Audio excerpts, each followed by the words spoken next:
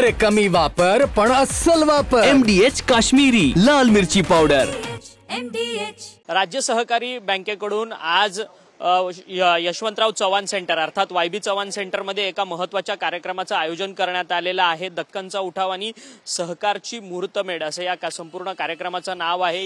या कार्यक्रमाला राष्ट्रवादी काँग्रेस शरदचंद्र पवार पक्षाचे अध्यक्ष असलेले शरद पवार आणि राज्याचे मुख्यमंत्री देवेंद्र फडणवीस हे एकाच व्यासपीठावरती उपस्थित राहणार आहे। या संपूर्ण कार्यक्रमाला राज्याचे उपमुख्यमंत्री एकनाथ शिंदे आणि त्याचसोबतच केंद्रीय मंत्री नितीन गडकरी यांची देखील हजेरी पाहायला मिळणार आहे। त्याचसोबतच उपमुख्यमंत्री अजित पवार हे देखील या कार्यक्रमाला उपस्थित राहण्याची शक्यता आहे।